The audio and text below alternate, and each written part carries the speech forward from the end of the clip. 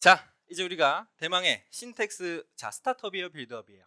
빌드업이죠. 이 빌드업 과정을 이제 1강을 나가보도록 할 건데, 자, 일단은 시작하기 전에 너무나도 중요한 얘기가 있어서 시작하면서 들어갈 거예요. 이게 다 수업이랑 연결이 되니까 집중해서 들으셔야 됩니다. 일단은요, 우리가 신텍스 빌드업을 듣기로 시작했으면 본인들이 듣는 강의가 어떤 걸 위한 강의인지를 분명히 알고 있어야 돼요.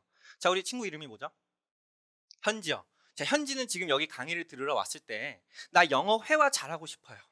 영어를 교양적으로 조금 쌓아 올리고 싶어요. 이래서 왔나요, 혹시? 아니에요. 그럼 어떤 걸 위해서 이 강의를 들으러 왔죠? 점수. 어떤 점수예요, 혹시? 영어 점수죠. 뭐 과학 점수 아니겠죠. 뭐 수학 점수도 아니겠죠. 본인이 여기에 앉아 있는 친구들을 대부분 생각해 보면은 영어 성적을 잘 받고 싶어서 오는 친구들이 정말 많을 거예요. 그리고 이 강의가 일단 큰 목적은 맞아요. 여러분들의 영어 성적을 쭉쭉 올릴 강의인데, 근데 우리가 생각할 게 딱 하나가 있는 거예요. 뭐냐? 어떻게 어디에 초점을 맞춰야지 이 영어 성적이 오를 수 있냐를 집중해서 잘 생각하면서 공부를 해야지, 그냥 무작정 공부한다고 성적이 오르는 게 아니에요. 자, 영어라는 건요, 언어입니다. 영어죠. 그러다 보니까 영역이 네 가지로 나뉘어요. 자, 예를 들어서 영어는 말하는 게 일단 무조건 필수적으로 존재해요. 그리고 듣는 것도 존재해요. 말하기 영역, 듣기 영역, 그리고 쓰기 영역, 그리고 읽기 영역, 총 이렇게 네 가지로 나눠볼 수 있어요. 자, 그러면 이제 우리 현지가 생각해 봤을 때 영어 시험을 잘 보고 싶어. 학교에서든 혹은 학교 밖에서든 영어 시험을 잘 보고 싶으면은 이 네 가지 능력 중에 어떤 게 가장 기초로 되어 있어야 될까요? 읽는 게 딱 봐도 중요해 보이죠. 왜? 읽기가 빠지는 시험이 있나요? 여러분, 학교에서 우리 친구는 이름이 뭐예요? 지성이에요. 자, 지성이가 학교에서 시험을 볼 때 읽기가 없는 영어 시험이 있나요? 그런 거 있으면 너무 좋을 것 같아. 근데 다 항상 페이퍼 테스트예요. 읽고 나서 그 읽은 내용이 어떤 건지 우리가 정확히 해석하고 문제를 푸는 게 대부분의 시험 방식이에요. 내신 시험도 그렇게 되고요. 수능에서 뭐 말하기 시험을 보나요? 쓰기 시험을 보나요? 안 봐요. 일단 비중을 제일 많이 차지하는 건 읽기야. 내가 어떤 문장을 봤을 때 그 문장을 보고 해석을 할 줄 모르면 문제를 풀 수 있어요, 없어요? 못해요. 결국은 시험 성적도 내가 해석하는 능력이 안 된다? 제대로 받을 수 없다는 거예요. 그리고 이 읽기 능력이 너무 중요한 게 뭐냐면, 여러분들 졸업하고 나서도 진짜 이제 고등학교 졸업하고 나서 와, 끝났다 이런 생각이 들잖아요. 솔직하게 말하면 이제 또 새로운 시작이 될 거예요. 근데 이제 많은 친구들이, 뭐 어떤 친구는 나 유학 갈 거야 생각하면서 뭐 토플이랑 공부를 하는 경우도 있고요. 어떤 친구는요, 나 정말 취직할 거야 라고 하면서 토익이라는 또 영어 공부도 보고, 되게 다양한 어학 시험들이 항상 존재해요. 그러니까 영어 시험은 우리가 피할 수 없는데, 그 모든 시험에서 가장 기반을 하고 있는 게 읽기예요. 그래서 내가 읽기가 안 된다? 그러면요, 다른 능력보단 일단 이거를 무조건 키워놔야지 아까 우리 친구가 말한 목표처럼 영어 성적을 올릴 수 있게 되는 거예요. 그래서 우리 이 신텍스 빌드업 강좌가 바로 그걸 위한 강의라고 생각하면 됩니다. 내가 정말 시험 점수를 잘 받기 위해서 한 문장 한 문장을 정확하게 파악하고 정확하게 해석할 수 있는 능력을 기르는 강의다라고 생각하면 돼요. 됐어요. 그래서 이 강의 통해서 우리는 그 해석력을 쭉 길어 올릴 거다라고 생각해 주면 되고, 그럼 어떻게 길어 올릴 거냐라고 생각해 봤을 때 요렇게 딱 보면 돼요. 첫 번째는요, 우리는요, 문장을 보면 일단은 그 문장이 왜 길어지는지를 파악해야 돼요. 그래서 문장이 길어지는 이유를 공부할 거야. 솔직히 말하면 짧은 문장 봤을 때 이 문장 정도 해석을 한다 이런 느낌 있는 친구는 되게 많을 거예요. 뭐 짧은 문장 해석하는 거 괜찮은데? 그러면서 뭐냐면 I love you 요를 들어서 이런 문장 봐. 이거 쓸 필요 없어요. 이런 문장을 딱 보여주면, 자, 우리 현지 해석 어떻게 하죠? 응, 첫 번째 거요. 뭐 세 번째 거 하고 싶으면 세 번째 거 해도 돼요. 나는 너를 사랑한다. 이건 거의 모든 국민이 해석할 수 있는 문장이야. 그쵸? 자, 우리 친구 지성이라고 했었는데, 지성이가 두 번째 문장 해석해봐요. 어떻게 해석하죠? 응?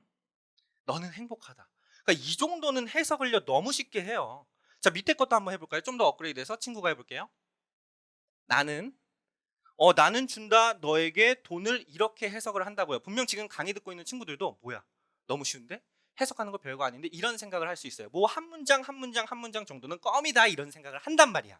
그래서요, 여러분들을 위해서 한 가지 선물을 준비했어요. 한 번만 더 해석해봐요. 얘도 똑같이 한 문장이에요. 뻥치지마, 지금 이런 표정 짓는 것 같은데 미안하지만요, 얘가 정말 여기서부터 여기까지가 한 문장이 맞아요. 표정이 벌써 그렇게 되면 안 되는데. 자, 이 문장 해석할 수 있어요, 없어요? 없어요. 막 벌써 이렇게 되죠. 그리고 솔직히 말하면 막 이런 문장을 또 보여주면 많은 친구들이 말해요. 쌤, 이런 거는 뭐 대학원생이나 되게 전문적으로 영어를 공부하는 사람들이 보게 된 문장이겠죠. 어떻게 학생이 이런 긴 문장을 보게 됩니까? 봐요. 여러분들 선배들이 쭉 봐온 문장이고, 앞으로 솔직히 말해서 수능이나 여러분들이 고등학교 3학년 정도 수준이 됐을 때 학교에서 보는 내신 시험, 그런 시험에 나오는 문장의 수준이 다 이래요. 결국은 이 정도의 문장을 봤을 때요, 아 이거요?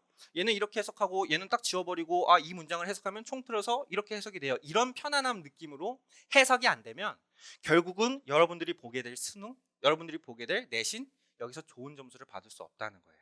그럼 우리의 목표는 뭐냐?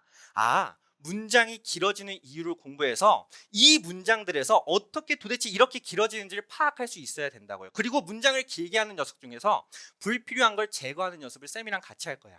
그러면서 결국은 긴 문장도 줄이고 줄여서 우리가 해석하기 편하게 굉장히 짧은 문장으로 만들어 나갈 거예요. 나중엔 여러분들이 1강부터 40강을 끝내면 어느 정도 수준이 될 수 있냐면요. 뭐야? 별거 아니잖아. 편안하게 여기를 지워버릴 수 있어요. 자, 여기서부터 여기는 필요 없는 거니까 일단 지워놓고 해석하자. 벌써 한 줄 반을 지웠죠. 나중엔 또 보면서 뭐야, 얘도 일단은 지워도 되겠네. 일단 여기 한번 지워보자면서 쭉 하면서 전부 다 지워버릴 수 있어요. 그럼 이렇게 지워놓고 보면은 결국 남게 되는 문장은요, 요거밖에 없다라는 거예요. 됐어요? 와, 벌써 거의 지금 몇 줄이에요? 5줄에서 딱 한 줄, 되게 짧게만 딱 남았죠? 이거를 할 수 있는 연습을 우리가 이 강의를 통해서 해볼 거다라고 생각하면 돼요. 그래서 이 강의가 끝났을 때 40강을 여러분들이 완강하면 긴 문장을 봐도요, 저 포기할래요, 이게 아니라 편하게 줄일 수 있는 능력을 기를 거다라고 딱 생각하면 되고, 그러면서 동시에 뭐냐면요, 아까 앞에서 봤던 I give you money 있죠? 이 문장을 해석하는 방법이랑 여기 있는 이 문장을 해석하는 방법이랑 전혀 다를 게 없구나, 똑같구나, 같은 방식으로 해석하면 되겠구나, 이걸 파악할 수 있는 눈도 길러주겠습니다. 됐죠? 그러면서 동시에 우리가 할 건 기본 해석 원리를 공부할 거다라고 여기다가 별표 표시를 해주세요. 어떤 걸 공부한다고요? 기본 해석 원리. 이게 되게 중요한 건데 뭐냐면, 여러분들한테는 다른 말로 이렇게 얘기해 주고 싶어요. 기본 해석 원리를 어떻게 공부할 거냐? 구조를 통해서 공부를 할 거다라고 써주고 싶어요. 구조라는 건 뭐냐면 영어 문장이 가지고 있는 뼈대를 쫙 우리가 스캔해서 볼 수 있는 거라고 생각하면 돼요. 그래서 이 뼈대를 봤을 때 이 뼈대와 구조에 따라서 어떻게밖에 해석이 될 수 없는지 그걸 파악하는 원리를 우리가 배울 거예요. 근데 대부분의 친구들이 어떻게 공부하냐면 그냥 해석 공부? 일단 영어 공부니까 문법 공부해야겠다면서 문법 공부를 해요. 뭐 있어 보이는 가정법, 아니면 뭐 혼합 가정법, 와 되게 멋있어 보여. 도치구면 너무 멋있어 보여. 이런 걸 좀 배워야 될 것 같아 하면서 그런 문법을 막 1년, 2년, 혹은 막 3년 이렇게까지 공부하는 친구들이 있거든요. 그럼에도 불구하고 해석을 매끄럽게 못 해나가요. 왜 그러냐면 정말로 우리가 알아야 되는 구조를 알기 전에 지금 다른 거에 집중이 돼 있어서 그래요. 그래서 막 가끔 많은 친구들이 얘기해요. 쌤, 제가요 오랫동안 영어 공부를 해왔는데 영어 해석이 안 돼요. 그건요, 여러분들이 머리가 나빠서가 아니에요. 여러분들이 뭔가 영어라는 과목이랑 굉장히 안 맞는 사람이어서가 아니라 제대로 된 방식을 못 찾았다라고 생각하면 됩니다. 우리가 이 40강 동안은 정말 구조라는 게 어떤 것을 정확하게 파악해서 영어 문장을 보면요, 딱 여러분들이 눈으로 엑스레이 찍는 거야. 이 문장은 어떤 구조로 찍혀 있다, 그래서 해석을 이렇게 하면 되겠다를 다 볼 수 있는 눈을 키우고, 정말 몇 년 동안 해석을 해도 안 됐던 문장들이 이젠 단 40강 안에 끝날 거를 만들어 갈 거니까 여러분들만 집중해서 들으면 됩니다. 준비됐죠? 자, 그래서 해석 원리를 배워 나갈 건데 그 해석 원리를 어떻게 배울 거냐면 요런 형식이라는 걸로 배워 나갈 거예요. 자, 형식 들어봤어요? 막 동네 친구 이름이 형식이다 그런 게 아니라 여기 문장을 봤을 때 막 1형식이다, 2형식이다, 막 4형식, 5형식 이런 말 혹시 들어봤어요? 아마 이제 빌드업 정도 듣는 친구들이라면 대부분 듣고 왔을 거고, 뭐 스타트업 끝낸 친구는 이제 뭐 주머니에 손 넣고 있겠죠. 뭐야 형식? 너무 쉬운데? 이럴 수 있는데 한 번만 리뷰를 해줄게요. 이 형식이라는 건 어떤 거냐면 영어 문장이 해석될 수 있는 패턴이라고 생각하면 돼요. 모든 영어 문장은요, 여러분들한테 몇백 개의 문장을 갖다 주고 몇천 개 문장을 갖다 줘도 결국은 분류가 5가지로 돼요. 그 분류가 형식이고 그 분류가 해석되는 방식이라고 생각하면 돼요.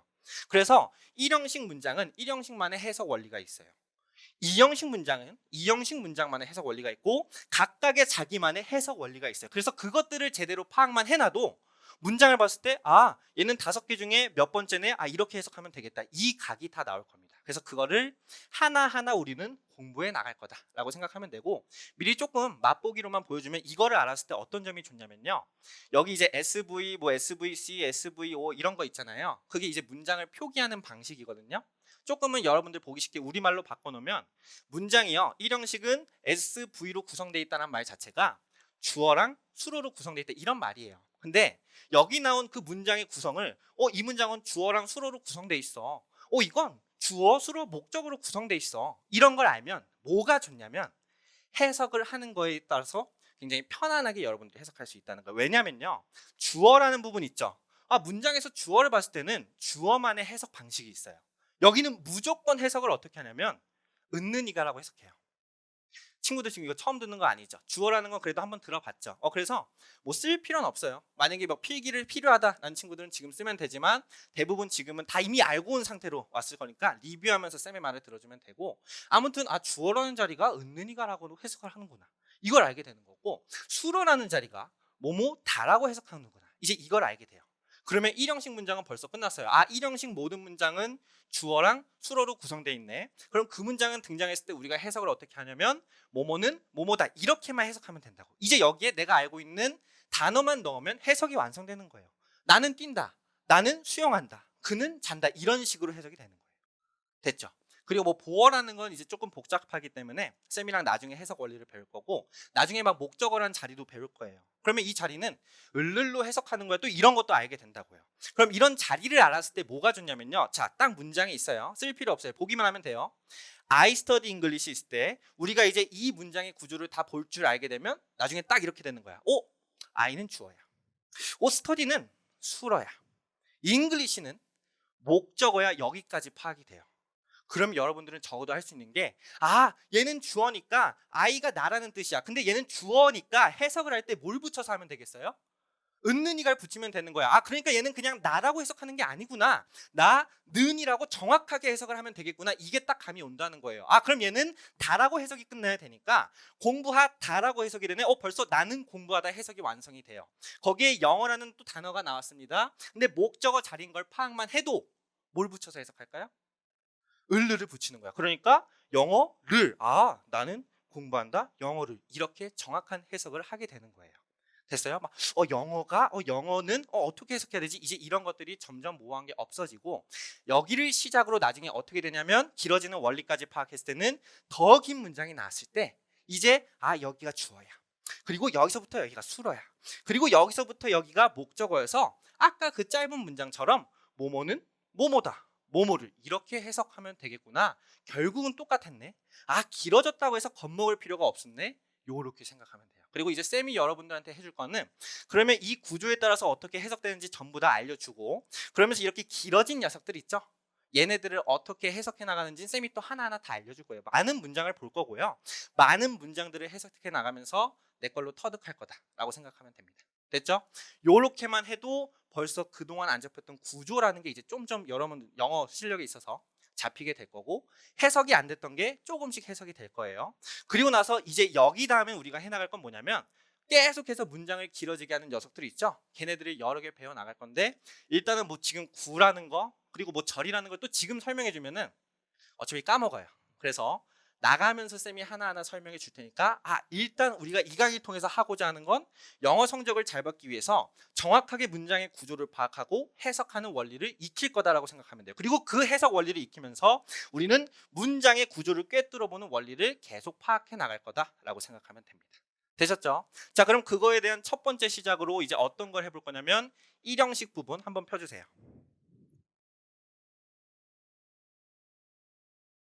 문장에서 5가지 종류 중에 첫 번째 종류인 1형식이라는 걸 이제 우리가 배워볼게요. 자, 1형식이라는 건 뭐냐? 문장이 1형식이라고 하면요, 그 문장은 밑줄 칩니다. 일단은 주어와 자동사로 구성이 되어 있다, 문장이 종결되는 것이다 라고 표시해 주세요. 쌤, 그럼 자동사는 뭔가요? 할 수 있는데, 자동사는요, 잠깐 여러분 헷갈릴 수 있으니까 여기다 아까 우리가 봤던 용어로 쓸게요. 술어라고 써주세요. 우리가 아까 잠깐 앞에서 봤지만 주어와 수어로 구성되어 있는 문장이 몇 형식이라 했었죠? 1형식이라 했었죠. 그리고 수어는 해석 어떻게 된다 했었죠? 뭐뭐 다라고 해석이 끝난다라고 했었죠. 주어는 해석 어떻게 된다 했었죠? 있는 이가죠. 그러면은 우리가 은는이가까지 한번 써보고 알 수 있는 게 결국 어떤 거냐? 일형식 문장은 주어랑 수로로 구성되어 있고 해석은 뭐뭐는 뭐뭐다라고 끝나게 되는 문장이라 생각하면 돼요. 나는 뛴다. 너는 잔다. 나는 달린다. 그는 난다. 이런 식으로 말할 수 있는 게 전부 다 몇 형식이요? 일형식이요. 그러니까 들어봤을 때 지금 표정이 어때? 뭐야? 너무 쉬운데 약간 이런 표정이잖아. 들어봤을 때 일형식이라는 건 그렇게 어려워 보여요? 괜찮아요. 괜찮아. 근데 문제는 뭐냐면요. 여러분들이 보는 모든 문장에서 일형식이 그럼 다 짧아야 정성이잖아요. 주어만 있고 수로만 있으면은 뭐 단어가 두 덩어리밖에 안 될 것 같은데, 짧을 것 같은데, 안 길 것 같은데 생각할 수도 있지만 얘네들 때문에 길어진다고 해요. 이 빨간 녀석으로 부사, 부사구, 부사절에다가 별표 표시하고 밑줄 쳐주세요. 그래서 우리가 이제 진짜 알아야 되는 건 이 부사, 부사구, 부사절이라는 녀석을 정확하게 알아서 왜 얘네가 문장을 길어지게 만들고 우리가 문장을 제대로 해석을 못하게 하는지, 이제 그거에 대해서 파악할 거다라고 보면 됩니다. 필기 다 하고 있죠? 자, 그러면 이렇게 해서 이제 본격적으로 필기를 제대로 시작할 건데 일형식 총정리 한번 보도록 할게요. 여기 이제 되게 괴기해 보이는 막 S, V, I 이런 게 있어요. 이런 용어 좀 본 적 있어요, 우리 지성이? 너 왜 멍 때려? 이게 뭐지? 약간 이런 표정인데요. 본 적 있는 것 같아요. 어떻게? 자, 우리 현지도 좀 이런 거에 대해서 익숙한가요? 많이 본 것 같죠? 그래서 이거를 방금 봤던 용어로 다시 한 번만 써줄게요. 일형식의 문장의 구조가 이 모양이라고 생각하면 돼요. 그리고 모든 사람들이 학교에서도 앞으로 자, 이 문장은 일형식이야 라고 표기할 때 이렇게 표기를 할 거예요. 됐어요? 그럼 여기서 이 S는 뭐냐? 주어라고 써주세요. 그리고 이제 여기서 V라고 써 있는 거, VI는 일단 뭐냐면 수로. 결국 아까 우리가 봤던 거 주어랑 수로로 구성되어 있다는 거구나. 그거를 이렇게 표기했구나라고만 생각하면 돼요. 그럼 이제 여기서 알 수 있는 건 주어라는 건 아까 쌤이 은는이가를 붙여서 해석을 한다 했었고 수로는 다라고 해석을 한다 했었잖아요. 그럼 이제 중요한 건 뭐냐면 은는이가 앞에 붙을 내용이 있어야 되잖아요. 뭐뭐는 하면은 뭐 우리는, 이하는, 혹은 현지는 하면서 이렇게 붙을 단어들이 있어야 되잖아. 그 단어들이 이제 정해져 있거든요. 주어라고 해서 내가 알고 있는 아무 단어만 넣을 수 있는 건 아니에요. 그러니까 주어면 전용으로 넣을 수 있는 단어의 모양들이 있거든요. 그걸 이제 우리가 하나만 써볼게. 명사라고 써봐요. 오씨, 명사가 뭐지? 기다려요. 그리고 또 뭐도 있냐면 이 수로라는 것도 아무 단어만 넣을 수 없고요. 동사라는 단어만 넣을 수 있어요. 이것도 한번 써봐요. 동사. 동사가 뭐였지? 기다려요. 명사, 동사. 이제 이런 말을 이제 여러분들이 계속 듣게 될 건데 솔직히 말하면 알고 있어야 돼요. 근데 모를까봐 쌤이 되게 자상하고 친절하거든요. 또 여러분들 위해서 조금만 리뷰를 가져왔어. 뭐냐면 이제 주어 수로는요 해석될 수 있는 자리예요. 그럼 그 자리를 채울 수 있는 알맹이들이 항상 필요하다고요. 그 알맹이들이 명사, 동사 이러면서 여러 가지 종류가 나뉘거든요. 그 종류가 뭐냐면 여기 이렇게 8가지나 돼요. 막 팔품사 안 써도 돼, 안 써도 돼요. 쌤이 이제 우리 친구 막 학구열이 되게 풍부해가지고 막 다 적으려고 하는데 다 말로 충분히 이해시켜 줄게요. 봐봐요. 이렇게 8가지 있는 걸 가지고 우리가 학교에서는 팔품사라고 배워요. 기억나죠? 막 명사다, 대명사다 이런 걸 배우는데 다 필요 없고 중요한 것만 딱 알려줄게요. 결국은 명사, 형용사, 동사, 부사 얘네가요. 여러분들이 이제 앞으로 배우게 될 영어에서 가장 중요한 역할을 하게 될 거예요. 여러분들이 뭘 배우더라도 다 이 개념 안에서 돌아갈 거라서 만약에 스타트업을 통해서 이 강의를 제대로 끝내서 이 개념을 완벽하게 알고 있는 친구들은 그치 저거였지 하면서 복습하는 생각으로 들으면 되고 약간 긴가민가 했던 친구들은 와 땡큐다 하면서 지금 딱 잘 정리하고 마스터하면 됩니다. 명사라는 건 뭐냐면요. 단어가 명사냐 형용사냐 동사냐 부사냐 이거에 따라서 해석이 다 달라지거든요. 만약에 단어가 명사면요 그 단어는 딱 떨어지게 해석이 돼요. 그래서 명사를 딱 떨어지는 말이다 이렇게 해석을 하는데 예를 들어서 이런 것들이 있죠. 우리, 물, 나무, 책. 자 느낌이 어때요? 다 떡 떨어지는 느낌이 있어요 없어요? 있어요. 뭐 사과, 집, 런던, 치약, 속도 전부 다 딱 떨어지는 말 이런 걸 가지고 명사라고 해요. 그럼 쌤 뭐가 딱 안 떨어지나요? 뭐 예를 들어서 이런 거예요. 예쁘게 이런 말 해봐요. 무슨 생각이 들죠? 예쁘게 하면 뭔가 뒤에 예쁘게 뛴다, 예쁘게 잔다, 뭔가 이렇게 뒤에 뭔가가 더 나와야 될 것 같은데 혹은요 예쁜 이러면 또 뒤에 뭔가 나와야 될 것 같죠. 그러니까 그런 것들은 딱 떨어지는 게 아닌데 이렇게 뭔가 이름처럼 딱딱딱딱 떨어지는 말들은 명사다라고 생각하면 돼요. 그리고 나서 형용사는 뭐냐? 해석을 했을 때 뭐뭐 니은 뭐뭐 의로 끝나는 녀석들. 뭐 예를 들면은 친절한, 잔인한, 예쁜, 필요한, 근사한, 가까운 전부 다 뭐로 끝났어요?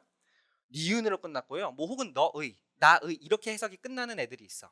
얘네를 가지고 우리가 그 단어는 형용사다라고 보는 거예요. 어떤 단어를 보고 해석을 하는데 친절한 니은으로 끝났어. 그럼 그 단어는 뭐라고요? 형용사라고 얘기하는 거예요. 근데 어떤 단어를 봤더니 딱 떨어지게 해석이 끝나요. 컵 이렇게 해석이 돼요. 그 단어는 품사가 뭐라고요? 명사다라고 생각하면 돼요. 그럼 쌤 동사는 뭔가요? 간단해요. 다로 끝나는 모든 단어들은 동사라고 생각하면 돼요. 그래서 뭐 사랑한다, 춤추다, 뛰다, 증가하다 이런 게 있으면은 전부 다 우리가 동사예요라고 생각하면 되고, 그러니까 단어마다 해석이 지금 다 다르죠. 이것만 지금 초점 맞추고 보면 돼요. 그리고 부사는 있는데요. 부사는요 되게 중요해요. 그래서 쌤이 이따가 한 번 더 정리를 해줄 거고, 부사는 부사만의 해석 방식이 있거든요. 그래서 일단 간단하게만 알려주면은 되게 여러 개가 있는데 그 중에 대표적인 게 뭐뭐 하게라고 해석이 돼요. 그럼 걔네들은 다 부사야. 그럼 어떤 것들이 부사냐? 편안하게, 쉽게. 근데 뭐뭐 하게가 아닌 뭐 매우, 잘, 자주 얘네도 부사가 돼요. 그리고 뭐 빠르게, 행복하게 이런 것들이 있는데, 아무튼 중요한 건요. 단어는요 이 단어가 명사냐, 형용사냐, 동사냐, 부사냐에 따라서 해석이 같아요, 달라요? 다르죠. 그 다른 것들이 결국은요 명사가 주어 자리에 올 수 있고, 형용사는 주어 자리에 못 오고, 동사는 수로 자리에 올 수 있고, 이런 것들을 결정할 수 있게 된다는 거예요. 즉 쉬운 말로 보면 뭐냐면, 문장이요 이렇게 틀이에요. 뿅 하고 튀어나왔죠. 이게 쌤이 또 엄청나게 준비한 거예요. 아까 말한 것처럼 일형식 문장이 주어라는 틀과 수어라는 틀로 구성되어 있으면, 여기서 이 주어 자리에 들어갈 수 있는 알맹이는 명사, 형용사, 동사, 부사 중에 명사밖에 안 된다라는 거예요. 이거 타이밍 대박이죠. 그래서 예를 들어서 내가 외운 명사 단어 뭐가 있지? 사과하고 사과를 주어 자리에 넣어요. 그럼 해석이 어떻게 될까요? 사과는 이렇게 해석이 된다고요. 근데 여기다가 춤추다를 넣을 수는 있어요, 없어요? 춤추다은, 춤추다는 이렇게 안 쓴다고요. 그러니까 정해져 있다는 거예요. 명사는 주어 자리에만 넣을 수 있구나. 됐어요? 그리고 나서 수로 자리에 들어갈 수 있는 건 바로 동사의 품사밖에 없어요. 그래서 예를 들어서 우리가 이제 이런 원리를 파악하면 우리라는 걸 지금 주어 자리에 넣었어. 우리는이라고 해석하면 되는 거고, 그리고 춤추다라는 수로가 지금 동사 자리에 들어갔어. 춤추다라는 동사가 수로 자리에 들어가면 해석 어떻게 하면 돼요? 우리는 춤추다 이렇게 해석이 만들어진다고요. 됐어요? 그래서 이런 걸 가지고 품사라고 해요. 그 자리들, 틀에 들어가서 알맹이로 의미를 더해주는 녀석들. 그리고 주어, 술어 이런 거를 이제 구성 요소라고 하거든요. 각각의 해석에 정해져 있는 이제 틀이라고만 생각하면 됩니다. 이해됐어요? 그래서 막 가끔 쌤 무슨 어랑 무슨 사가 헷갈려요 이렇게 많이들 말해요. 그러니까 사라는 것 자체가 품사는 결국 이런 주어, 수어 자리에 들어갈 수 있는 재료다라고 생각하면 돼요. 되셨죠? 그래서 우리가 한 번 더 정리하면 이거 이제 없애볼게요. 없애놓고 보면 주어, 은는 이가로 해석될 수 있는 자리에 들어갈 수 있는 단어의 품사는 어떤 거밖에 안 된다? 명사밖에 안 된다. 수러, 뭐뭐 다라고 해석이 끝나는 자리에 들어갈 수 있는 건 뭐밖에 안 된다? 동사밖에 안 된다 라고 생각하면 돼요. 그리고요 여러분들이 이제 학교에서 좀 배웠던 걸 생각해 보면, 선생님들이 주어, 수러라는 말을 많이 써요? 아니면 주어, 동사라는 말을 많이 써요? 주어, 동사라는 말 많이 쓰죠. 왜냐면 동사도 뭐뭐 다라고 해석이 되고, 수어도 어쨌든 뭐뭐 다라고 해석이 되는 자리예요. 그리고 나중에 다 따져놓고 보면은 수어로 쓰일 수 있는 게 동사밖에 없고, 동사가 쓰일 수 있는 게 동사, 수어밖에 없어요. 그러니까 얘는 결국은 수어나 동사나 사람들이 비슷하다라고 봐서 주어, 수어 이렇게 굳이 표현을 안 하고 주어, 동사 이렇게 이제 표현을 한다라고만 생각하면 돼요. 그래서 앞으로도 쌤이 여러분들 학교에서 배우는 거에 조금 맞춰서 주어, 수어라고 얘기 안 하고 주어, 동사다 같이 이렇게 얘기를 해보겠습니다. 이해됐죠? 자, 그러면 이렇게 한번 봤을 때 쌤이랑 이제 조금 하나만 더 볼 게 있어요. 잠깐 이제 필기를 해볼 건데, 여러분들 일형식 총정리 이제 밑에다가 필기를 이어나가면 됩니다. 자, 이렇게 한번 필기해봐요. V라고 한번 표시해 볼래요? 앞으로 쌤이 V라고 표시를 하면은 얘는 뜻이 뭐냐면은 얘는 동사다라는 의미예요. 됐어요?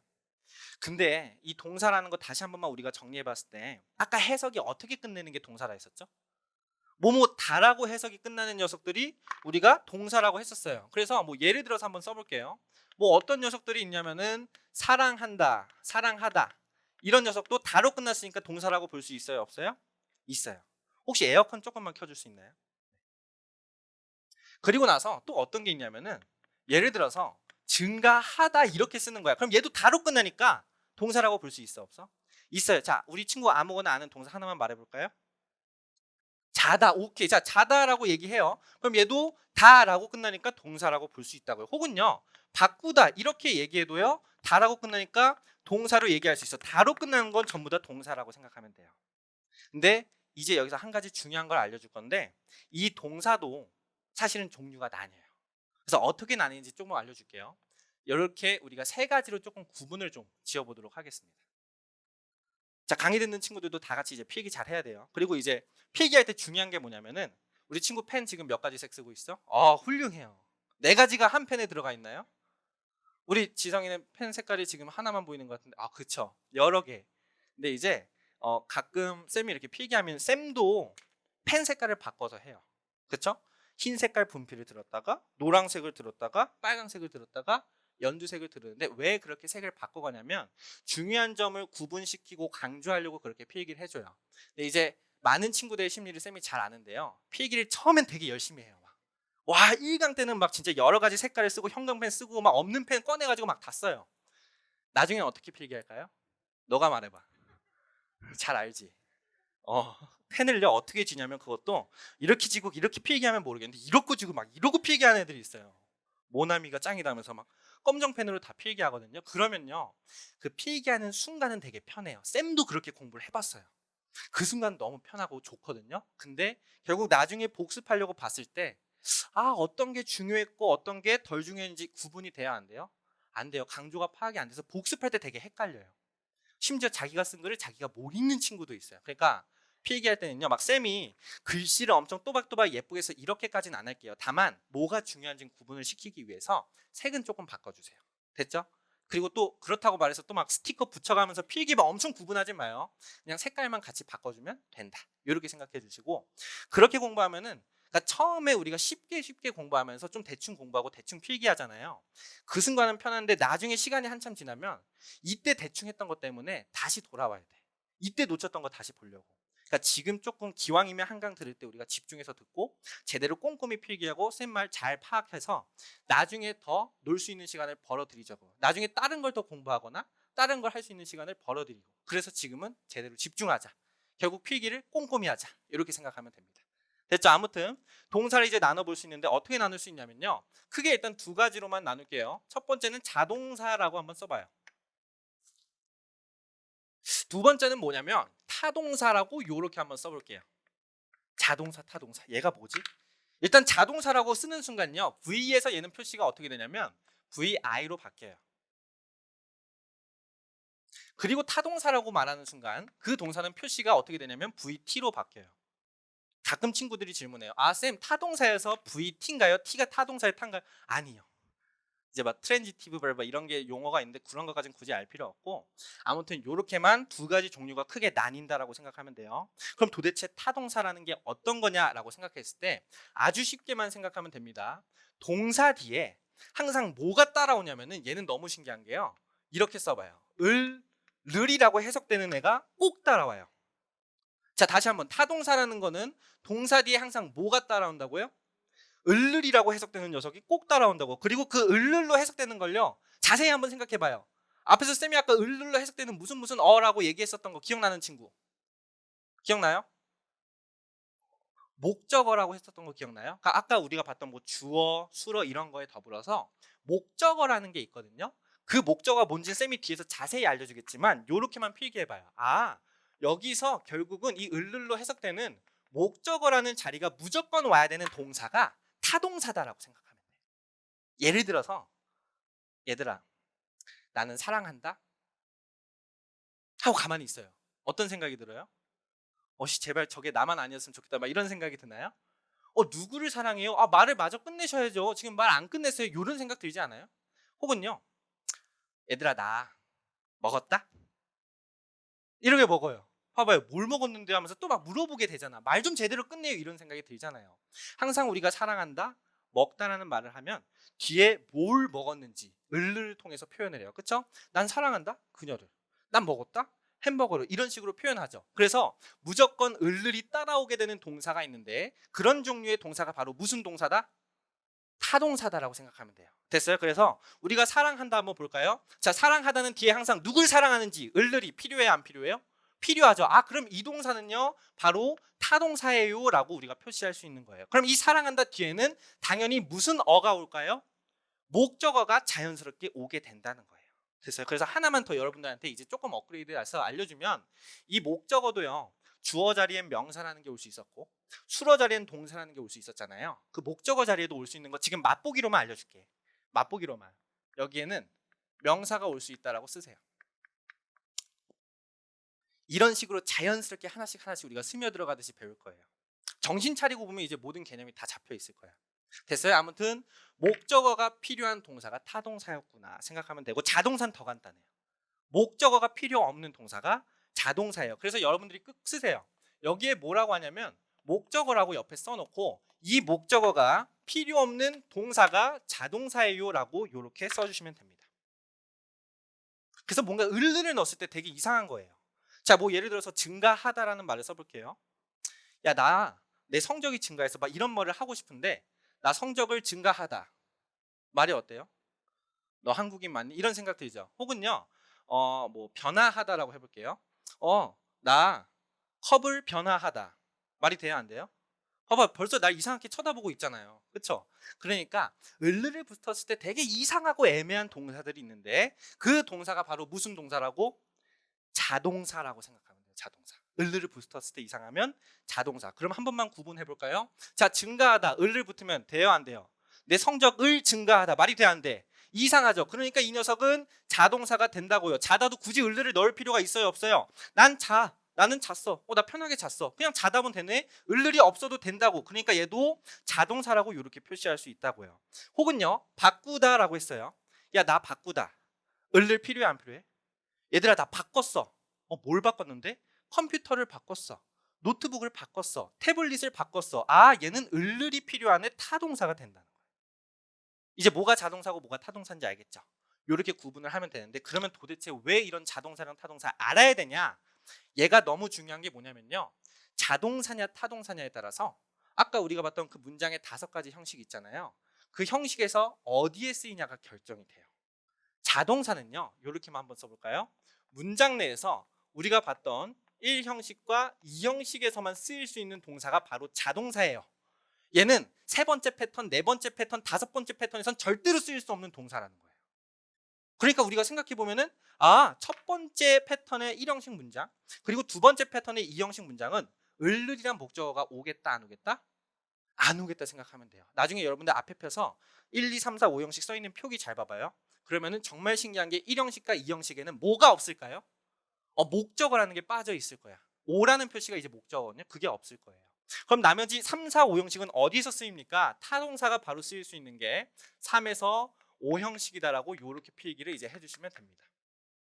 그럼 이것만 알아도, 와, 이 동사가 자동사네 타동사만 파악이 돼도 얘는 1에서 2형식 사이겠다. 와, 얘는 3에서 4형식 혹은 5형식 사이겠다. 이게 파악이 된다고요. 일단 그거에 위한 첫걸음이라고 생각하면 돼요. 됐죠?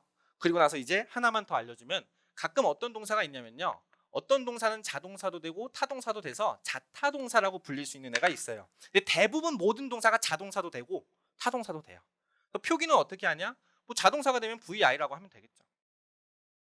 타동사일 때는요, 그럼 그땐 VT 이렇게 표기하면 되겠죠. 간단한 거죠. 뭐 예를 들어서 어떤 게 있냐면 요것만 하나 보여주겠습니다. 이렇게 한번 써볼래요? 이제 여러분들이 많이 보게 될 동사 중에 하나인데 increase라고 써봐요. 이 동사는 자동사도 되지만요, 타동사도 돼요. 자동사일 땐 뜻이 뭔데요? 이렇게 한번 쓰세요. 증가하다예요. 성적이 증가하다. 뭐뭐를 증가하다면 이상해. 자동사. 근데 타동사일 때는요, 이렇게 해석이 돼요. 증가시키다. 그래서 뒤에 상황에 따라서 이 증가시키다라고 increase가 해석이 되는 순간 뒤에 뭐가 올까요? 을로 해석되는 목적어라는 게 자연스럽게 따랐게 되는 거야. 근데 만약에 증가하다라고 해석되는 increase의 동사로 쓰였어. 그땐 뒤에 목적어가 있을까요? 없을까요? 없다. 계속 이렇게 좀 우리가 연습을 해 나가 보도록 하겠습니다. 자, 요렇게까지 필기 정리됐죠? 자, 이렇게 하면 돼요. 그러면은 그래서 아까 우리가 앞에서 읽어봤을 때 1형식 문장이라는 건 주어랑 뭐로 구성이 되어 있다 했었어요? 주어랑 동사인데 그냥 동사가 아니라 다시 한번 읽어보면요, 거기 자동사라고 써 있을 거예요. 주어랑 자동사가 이렇게 오는 게 일형식이겠구나. 일형식 문장에서 동사로 타동사가 올 수 있다 없다? 없다구나. 자동사구나. 그러니까 뒤에 목적어가 온다 안 온다? 안 온다 생각하면 돼요. 그래서 여러분들을 위해서 일형식 문장 아무거나 하나만 써주면요. 뭐 예를 들어서 이렇게 써볼 수 있어요. 자, 좀 보이기 쉽게 요거 지워놓고 쓰겠습니다. 여러분들도 밑에다 같이 써주세요. birds라고 한번 써볼래요? 뜻이 뭐죠? 날아다니는 새들. 그쵸? 그리고 뒤에 이제 뭐라고 쓰냐면 fly라고 쓰는 거야. 아, 그러면 새들이라는 이 명사를 주어 자리에 썼고 fly, 날다라는 울룰이 굳이 필요 없는 자동사를 동사 자리에 쓴 거예요. 그러니까 해석을 하면 어떻게 하면 돼요? 은는이가 붙여서 새들은 난, 다, 끝 이렇게 하면 돼요. 일형식 간단해 안 간단해? 간단하죠. 자, 여기 있는 fly는 자동사라고요, 타동사라고요? 자동사 이렇게 생각하면 돼요. 이게 일형식 문장이고 이렇게만 보면은 항상 모든 문장이 이렇게만 나왔으면 좋겠어. 그럼 너무 행복하겠죠. 딱 영어책을 펴고 이제 학교에서 공부하는데 I fly. 선생님 영어 공부 너무 재밌어요. 막 이런 생각이 들 수도 있어요. 근데 이제요 우리는 더 중요한 게 이거예요. 지금까지 이제 맛보기예요, 여러분. 지금까지 막 진 빼고 공부한 게 아니라 이제부터 정말 본격적으로 하나씩 알려갈 건데 문장을 길어지게 하는 녀석이 있다 했잖아요. 그 녀석이 바로 부사라고요. 혹은요 일단 부사라고만 써놓을게요. 얘를 이제 오늘 제대로 배워야지. 아, 오늘 나 뭐 하나 배웠다 이렇게 생각하면 돼요. 이 부사라는 녀석이 어떤 거냐면 문장 내에서 100개도 쓰일 수 있는 녀석이에요. 혹은요 1000개도 쓰일 수 있어요. 혹은 10,000개도 쓰일 수 있어요. 그러니까 쓰일 수 있는 개수가 정해져 있지 않아요. 그러니까 이렇게 두 단어 있는데 부사를 막 문장에 집어넣어요. 문장이 길어져요 안 길어져요? 길어져요. 그래서 부사가 뭔지 우린 이제 정확하게 파악할 거고 그 길어지게 하는 녀석들을 다 지우는 연습을 할 거예요. 쌤 이거 막 지우면 안 되는 거 아니에요? 아니요, 부사는 지워도 돼요. 부사는 다른 말로 솔직히 말하면 어떻게 표현도 할 수 있냐면 얘는요 요 거품이라고 표현을 할 수 있는 녀석이에요. 자, 우리 친구 송이 친구, 거품이라는 게 중요해요 안 중요해요? 막 예를 들어서 막 콜라를 따랐는데 막 거품이 막 풍성하게 있고 콜라가 요만큼 컵에 있어요. 우와 행복하다. 왜 이래요? 짜증나죠. 있을 데 없는 거품이 지금 이 정도나 차지했네. 콜라 알짜배기가 이만큼 와야 되는데 짜증날 거라고요. 그러니까 거품은 굳이 필요 없는데 공간만 조금 차지하는 녀석이에요. 문장에서 부사도 같아요. 얘가 꼭 필요하진 않거든요. 실제로 문장에서 부사를 뺀다고 해도 이 문장이 막 흔들리거나 문장이 안 되거나 그러지 않아요. 근데 굳이 조금 문장의 의미를 풍성하게 해석하게 해주기 위해서 좀 존재하는 녀석들인데 우리는 일단 이 녀석을 조금 빼보는 연습을 하도록 할 거라는 거예요. 됐죠? 그래서 이 부사는 또 특징이 어떤 거냐면 문장 내에서 뭐 주어 앞에 올 수도 있고 수로 앞에 올 수도 있고 뭐 수로 뒤에 올 수도 있고 여러 위치에 올 수 있기 때문에 더 우리를 헷갈리게 하는 녀석이다. 이렇게 한번 정리해 볼게요. 됐어요? 그럼 도대체 그놈의 부사라는 게 어떤 건지를 우리가 한번 이제 쭉 필기를 해보면서 정확하게 정리를 하겠습니다. 오늘로 이제 부사 우리가 끝낸다 생각하면 돼요. 여기 이제 부사란 무엇인가라고 필기 공간이 있죠.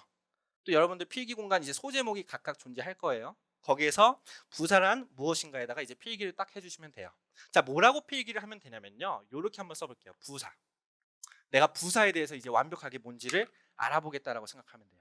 일단 부사란 단어는요. 아까 말했듯이 쌤이 해석을 어떻게 하냐면 뭐뭐 하게라고 해석이 되는 녀석이다라고 이렇게 써주세요.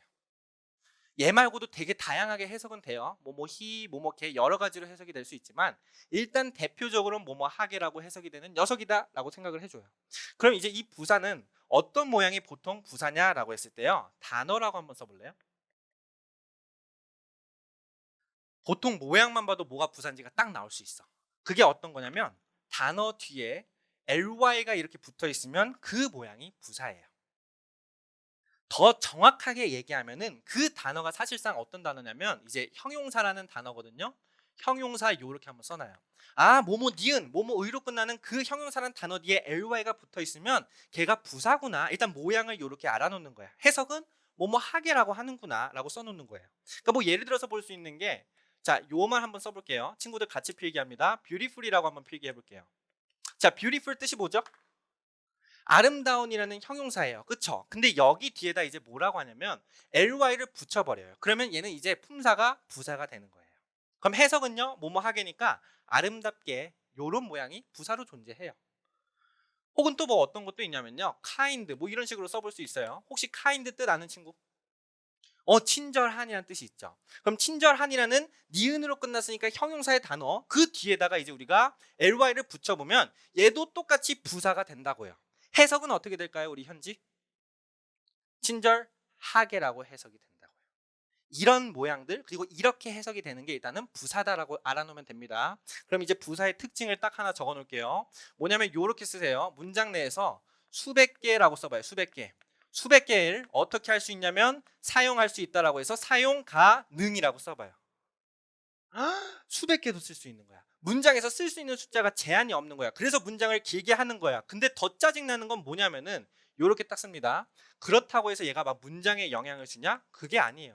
그래서 문장 구조나 형식에 영향을 주지 않는다라고 이렇게 쓰겠습니다. 형식에 영향 X. 그러니까 부사가 엄청 많이 들어간다고 해도 1형식이었던 문장이 갑자기 2형식으로 안 바뀐다는 거예요.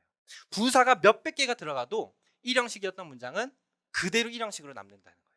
부사가 몇천 개가 들어가도 1형식은 그대로 1형식으로 남는다. 이렇게 우리가 생각하면 돼요. 이렇게 써주시고 그 다음에 하나만 더 적을 거는 이렇게 씁니다. 상대적으로 원래 명사나 동사나 형용사 이런 녀석들은 조금 정해져 있는 위치가 있어요. 문장에서 어느 위치에 쓸지. 아까 우리가 얘기했던 것처럼 뭐 주어, 목적어 이런 위치들이 다 정해져 있어서 막 명사를 아무 위치에나 쓸 수는 없거든요. 이 부사는 상대적으로 자유로워요, 위치가. 그래서 상대적으로 자유로운 위치라고 쓰세요. 그래서 우리 너무 짜증나게 하는 거야. 왜냐면 추론이 안 돼. 얘가 지금 부사가 있을 자리인가 아닌가 이런 게 모르겠고 그냥 부사가 막 상대적으로 자유롭게 위치할 수 있으니까 더 문장의 구조를 보기를 어렵게 만들어요. 그래서 이 특징을 일단 우리가 미리 파악해놔야지 문장을 더 뚫어져서 볼 수 있게 됩니다. 자, 이렇게 하면은 부사의 특징이 일단은 우리가 세 가지 정리했다라고 써주시면 됩니다. 필기해 볼게요.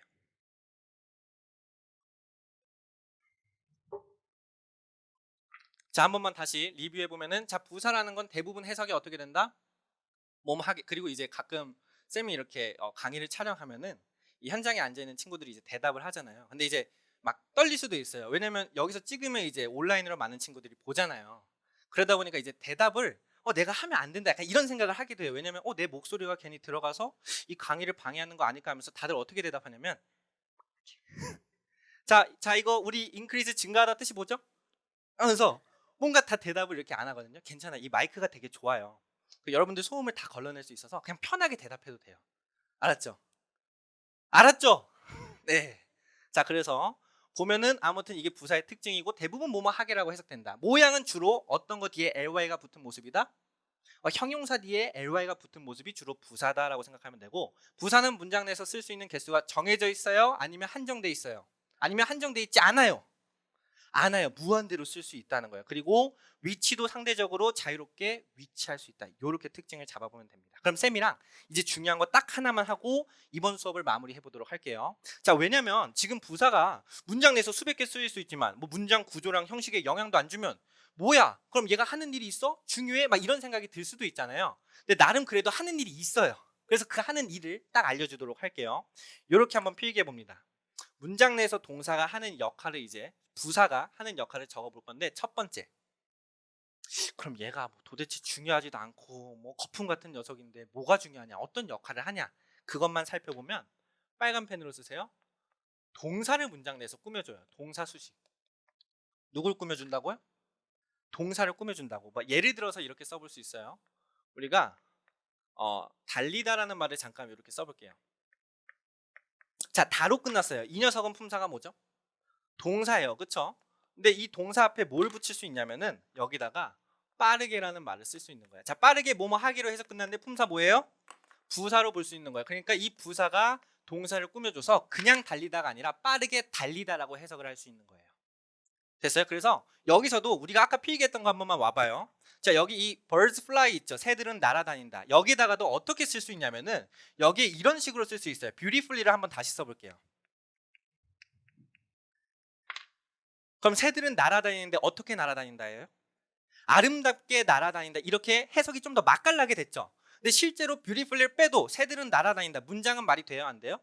말이 돼요. 근데 쌤 그러면 다 빼도 말이 되는 거 아니에요? 이럴 수 있거든요. birds 빼볼게요. 아름답게 날아다닌다. 누가요? 말이 돼 안 돼? 의미 전달이 안 되죠. 혹은요, 플라이 빼볼까요? bird beautifully 이러면은 새들은 아름답게. 뭔지 말이 돼요, 안 돼요? 문장 완성이 안 된다고. 근데 beautifully는 빼도 새들은 날아다닌다. 말이 돼요, 안 돼요? 되잖아. 그러니까 거품 같은 거예요. 그러니까 있으면은 의미가 좀 더 풍부하게 전달은 되지만 실제로 빼도 해석이 문제가 없다고. 구조가 문제가 없어진다고요.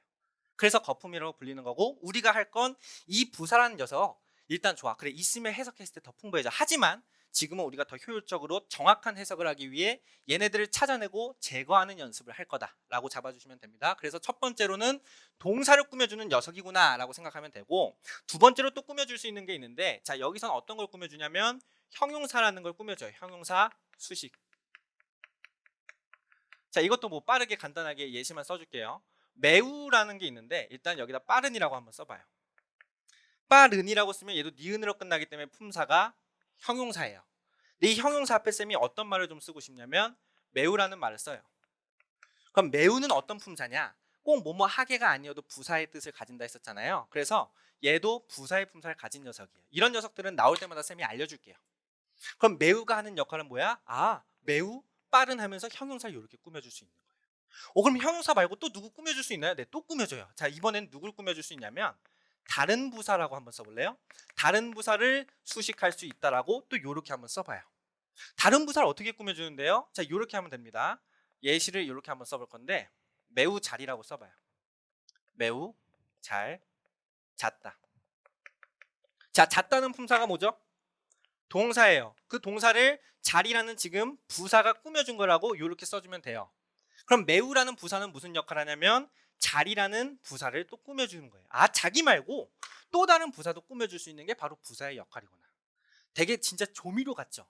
여러 가지들을 꾸며주면서 의미를 되게 더해주는 역할은 해요. 하지만 빼도 된다 안 된다? 빼도 구조상 큰 영향을 안 미쳐요. 물론 가끔 나중에 이제 예외적인 케이스도 배울 거지만 일단은 이렇게 알아놓으세요. 됐죠? 첫 번째 동사 꾸며준다, 두 번째 형용사 꾸며준다, 세 번째 다른 부사를 꾸며준다. 그리고 이제 마지막인데 또 있어요? 네, 마지막, 진짜 마지막. 얘가 되게 신기한 게 문장을 꾸며주기도 해요. 문장 전체 수식. 뭘 꾸며준다고요? 문장 전체를 꾸며줘. 이제 막 부족한 거야. 얘네 꾸며줘도 성이 안 쳐. 그러면 그냥 문장을 통째로 꾸며주거든요. 그것도 예시로 딱 써줄게요. 예를 들어 이렇게 한번 써볼까요? 다행스럽게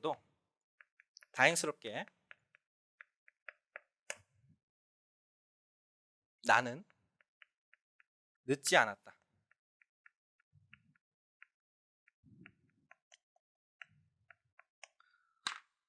그럼요, 나는 늦지 않았다는 뭐뭐는 뭐뭐다 문장이에요. 다행스럽게는 뭐냐면 뭐뭐하게 부사예요. 이 부사가 하는 역할은요, 나는을 꾸며주는 것도 아니고 안았다를 꾸며주는 것도 아니에요. 그냥 문장 전체를 꾸며줘요. 이런 식으로 문장 전체를 꾸며주는 경우도 있다. 그럼 부사가 4개 꾸며주는 게 이제 딱 결정이 됐네요. 어떤 거? 첫 번째 동사, 두 번째는 형용사, 세 번째는 다 같이 말해요. 또 입모양만 뻐근하지 말라 했어요. 자, 세 번째는 누굴 꾸며준다? 다른 부사. 네 번째는 문장 전체를 수식한다. 이렇게 잡아주면 돼요. 됐죠? 그럼 이제 여러분들 부사에 대해서 제대로 기억할 수 있겠어요? 오케이, 뭔지 제대로 알겠죠? 그리고 한 가지만 팁을 더 여러분들한테 주면 이제 자꾸 욕심이 생겨요. 와, 이렇게 열심히 수업 듣고 있는 모습 보면은 팁 하나라도 더 알려줘야겠다 이런 생각이 있는데 엄청난 꿀팁을 알려줄게요. 이게 원래 안 알려주거든요, 웬만하면. 여러분들만 특별하게 알려줄게요. 강의 듣는 친구들도 행운이다 생각하고 들으면 됩니다. 자, 뭐냐면 부사가 꾸며주는 게 너무 많다 보니까 문장 내에서 부사를 보면 이 부사가 지금 형용사 꾸며주는 거야, 뭐 문장 전체 꾸며주는 거야, 동사 꾸며주는 거야, 감이 안 올 때가 있어요. 근데 이거를 대략적으로 위치로 파악할 수 있어. 그래서 위치만 봐도 부사가 어딨냐에 따라서 대략 얘는 얘 꾸며주겠다 나오는 게 있거든요. 그것만 딱 힌트를 알려줄게요. 자, 뭐냐면 문장 전체를 꾸며줄 때는요, 부사가 맨 앞에 나와요. 다행스럽게 이런 식으로 부사가 문장 맨 앞에 나오면 그 부사는 누굴 꾸며준다? 문장 전체를 꾸며줘요. 그리고 형용사나 다른 부사를 꾸며줄 때는요, 그 형용사나 그 다른 부사의 바로 앞에 튀어나와요. 그래서 이렇게 써주세요. 그 바로 앞에 튀어나온다. 물론 예외적인 경우도 있습니다. 일단은 주로 그렇다라고 이렇게만 잡아놔도 엄청난 도움이 될 거예요. 되셨죠? 이렇게 쓰고 동사 수식은요, 되게 복잡하고 여러 가지가 있거든요. 이건 쌤이 이제 하나하나 나가면서 지금 여기서 이제 더 알려주면 오늘 머리 터진다 이럴 수도 있으니까 차근차근 알려주도록 하겠습니다.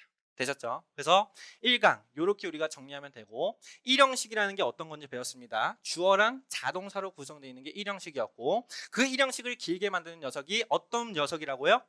부사라는 녀석이었다라고 생각하면서 어떻게 해석되는지 배웠고, 어떻게 쓰이고 어떤 위치가 있었는지도 파악을 했었다. 그러면서 이 녀석이 하는 역할 4가지, 동사, 형용사, 부사, 문장 전체 꾸며주는 것까지 배웠다 생각하면 되고, 이제 이것들을 우리가 쭉 개념 정리한 상태에서 이어서 2강에는 문장을 같이 보면서 영어 문장 속에서 얘네가 어떻게 지금 배치가 되어 있는지를 연습을 같이 해보도록 하겠습니다. 되셨죠? 자, 1강 여기까지 우리가 마무리해보고 쌤이랑은 2강에서 다시 보도록 하겠습니다. 수고하셨습니다.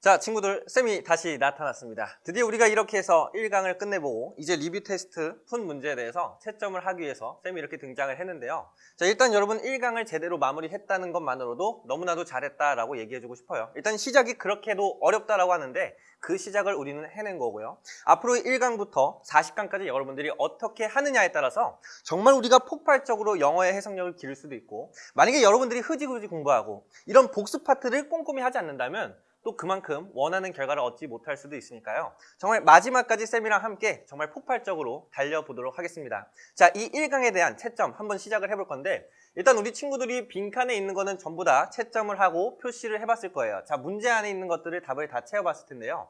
어떤 것들이 정답이었는지를 앞에 강의만 정말 제대로 들었다면 충분히 맞출 수 있었을 겁니다. 여기서 정말 중요한 건 여러분들이 맞고 틀리고가 중요한 게 아니라요. 맞은 친구들은 내가 잘 기억해냈구나, 강의의 내용을 제대로 이해했구나 라고 생각을 해주시면 되고, 만약에 틀렸다 좌절할 필요 없습니다. 틀린 친구들은요, 내가 어느 부분에서 헷갈렸었네, 그래서 어느 부분을 다시 한번 확인해보면 되겠네, 다시 자가 점검을 해서 부족한 부분을 채워주시면요, 여러분 빠져나가는 부분 없이 정말 완전한 학습을 할 수 있으니까 걱정할 필요 없이 채점을 하나하나 쭉쭉 해나가시면 됩니다. 자, 첫 번째 어떤 문제였냐, 동사에 대해서 우리가 배웠었죠. 1형식을 배워나가면서 동사를 쫙 정리를 해봤는데, 그 중에서 중요했던 건 동사는 사실상 자동사, 타동사, 그리고 자타동사 이렇게 분류를 해볼 수 있었어요. 자동사라는 건 어떤 거였냐, 결국은 뒤에 목적어가 존재하지 않는 녀석이었고, 타동사란 어떤 거였냐, 뒤에 을을이라는 목적어가 꼭 와야 되는 녀석이었습니다. 그러다 보니까 이렇게 타동사랑 자동사가 있었을 때 자동사가 쓰이면요, 그 문장은